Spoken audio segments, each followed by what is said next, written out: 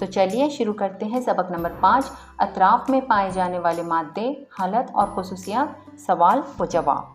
सवाल नंबर 1, झील का पैराग्राफ गौर से पढ़िए और इसमें जिन अशिया का जिक्र है उनके सामने कौस में ठोस, माय, गैस में से मुनासिब लफ्ज़ लिखिए। तो ये पैराग्राफ शुरू करती हूँ मैं। सूरज की रोशनी में रिया और गार्गी गेंद खेल रहे हैं। तो अब यहाँ कौस में हमको ठोस लिखना है क्योंकि गेंद ठोस होती है। गार्गी को प्यास लगी इसलिए रिया उसके लिए नारियल का पानी, अब पानी माए है इसलिए यहाँ माए लिखना है, ले आई। इतने में हवा यानी गैस चलने लगी और बारिश यानी माए भी शुरू हो गई। वो फ़ौरन घर के अंदर आईं। अपने कपड़े जो है वो ठोस हैं इसलिए ठोस बदले। उनकी माँ ने उन्हें पीने के लिए गरम गरम दूध यानी माए दिया। अब सवाल नंबर 2 देखेंगे। बहस कीजिए। अलिफ, रिया अपनी पानी की बोतल से ठंडा पानी दूसरी बोतल में डालती है, क्या इस वजह से पानी की शक्ल में कोई तब्दीली होगी? तो इसका जवाब है जी हाँ, पानी की शक्ल में तब्दीली होगी क्योंकि पानी माए हैं और माए की खुसूसियत ये है कि वो जिस बर्तन में समाता है उसी की शक्ल इख्तियार कर लेता है और इस तरह पानी दूसरी बोतल की शक्ल इख्तियार कर लेगा। बे हैं, हलीमा एक छोटा पत्थर ज़मीन पर से उठाकर पानी से भरी डिश में डालती है, क्या पत्थर की शक्ल में तब्दीली होगी? तो इसका जवाब है पत्थर की शक्ल में कोई तब्दीली नहीं होगी क्योंकि पत्थर एक ठोस शय है और ठोस शय को किसी में भी रखो वो अपनी शक्ल नहीं बदलेगा। अब सवाल नंबर 3 है। झील की अशिया की खुसूसियात लिखिए। अशिया है पानी, शीशा, चौक, लोहे की गेंद, शक्कर, नमक, आटा, कोयला, मिट्टी, कलम, रोशनाई और साबुन।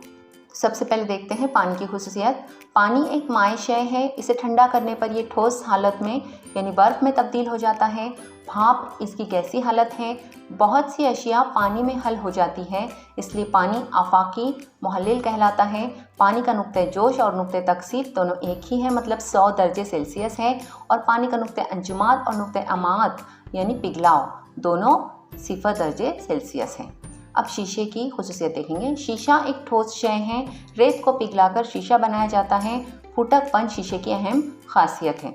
अब उसके बाद चौक देखेंगे। चौक ठोस शय है, फूटकपन चौक की खुसूसियत है। इस खुसूसियत की बिना पर चौक पर दबाव डाला जाए तो इससे बारीक ज़र्रात बनते हैं। अगला है लोहे की गेंद। ये ठोस धात है। लोहे में वर्क पजीरी और तार पजीरी की खुसूसियत पाई जाती है। इसमें धात की गूंज की खुसूसियत पाई जाती है। इसके बाद है शक्कर। शक्कर बारीक ज़र्रात से बनी ठोस शय है। शक्कर पानी में हल पजीर है। पानी में हल होने के बाद शक्कर का महलूल हासिल होता है। इसका जायका मीठा होता है। अब नमक की खुसूसियत देखेंगे। नमक भी बारीक ज़र्रात से बनी ठोस शय है। नमक पानी में हल पजीर और मिट्टी के तेल में गैर हल पजीर है। इसका जायका नमकीन होता है। आटा ये बारीक ज़र्रात से बना ठोस है। अनाज को पीसने पर आटे का सफ़ोफ हासिल होता है। ये पानी में हल नहीं होता। अब इसके बाद एक कोयला। ये ठोस हालत में पाई जाने वाली शय है जो हरारत पाकर जल उठती है, इसलिए कोयले को बतौर ईंधन इस्तेमाल किया जाता है। इसमें फुटकपन की खुसूसियत पाई जाती है। अब मिट्टी की खुसूसियत देखेंगे। ये ठोस शय है, इसमें कई हल पजीर और गैर हल पजीर अशिया शामिल रहती हैं। अब उसके बाद एक कलम। ये एक ठोस शय है, इसे धात और प्लास्टिक से बनाया जाता है। इसमें रोशनाई माय हालत में भरी जाती है। अब रोशनाई की खुसूसियत देखेंगे। ये माय शय है, ये मुख्तलिफ रंगों में पाई जाती है।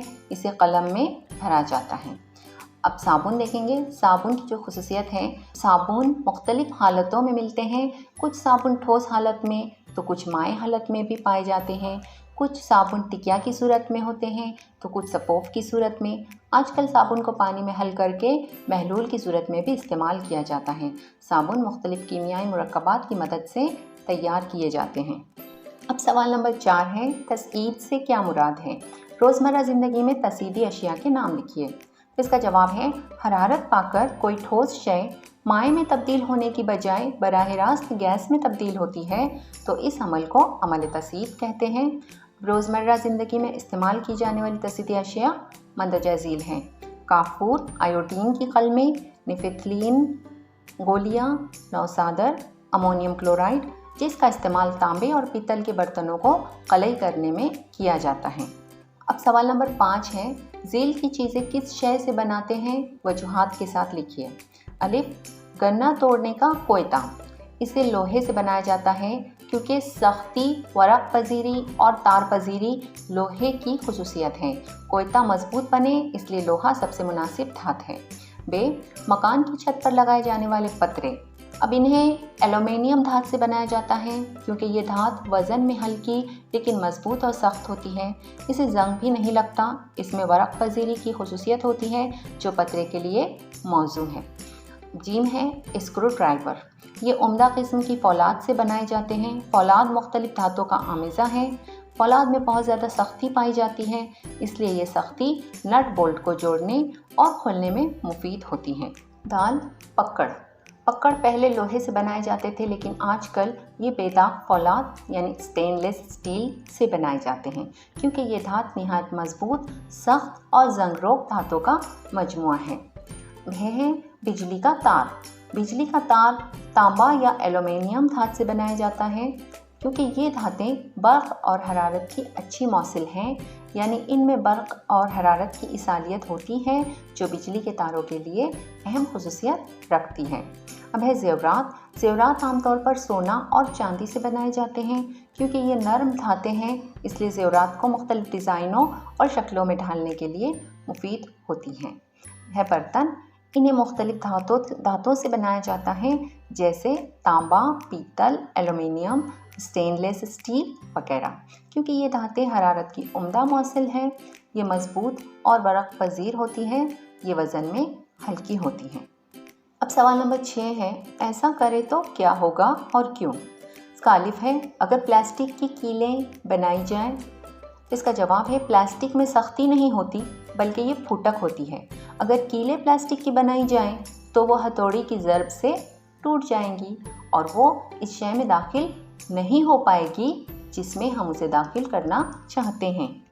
बे, घंटा लकड़ी का बनाया जाए। इसका जवाब है सिर्फ धातों में ही आवाज़ की खनखनाहट की खुसूसियत पाई जाती है।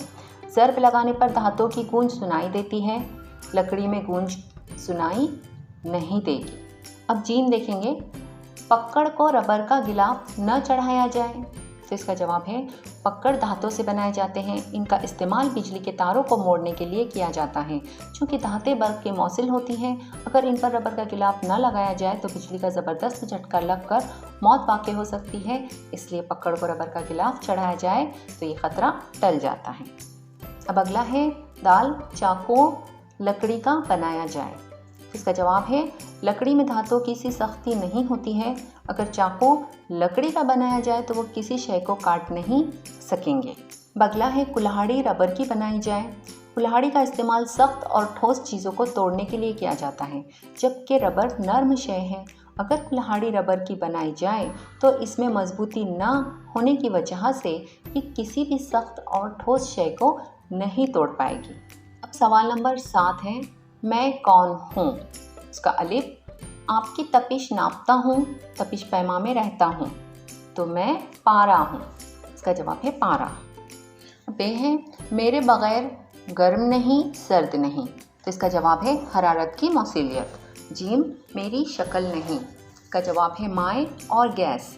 और दाल है, पानी में हल पजीर हूँ लेकिन मिट्टी के तेल में हल नहीं होता हूँ। तो इसका जवाब है नमक। अब सवाल नंबर 8, ऐसा क्यों हुआ।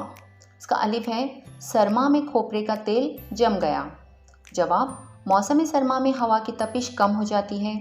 माहौल की तपिश जब खोपरे के तेल के नुक्ते अंजुमात तक पहुंच जाती है तो वो मुंजमद हो जाता है। बे, प्लेट में रखा हुआ मिट्टी का तेल गायब हो गया। इसका जवाब है माहौल की तपिश से मिट्टी के तेल की तबख़ीर का अमल शुरू हो जाता है। प्लेट में रखे हुए मिट्टी के तेल की ऊपरी सतह ज़्यादा खुली होने की वजह से तबख़ीर का अमल तेज़ी से होकर प्लेट में रखा हुआ मिट्टी का तेल गायब हो जाता है। जीम है, एक कोने में लगाई गई अगरबत्ती की खुशबू दूसरे कोने तक पहुंची। इसका जवाब है अगरबत्ती जलाने पर यह धुएं की शक्ल इख्तियार कर लेती है।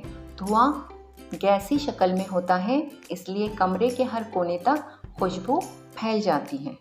अब इसका आखिरी सवाल है दाल। झील की तस्वीर देखिए और बताइए। तो हमें इसका जवाब इस तरह लिखना होगा।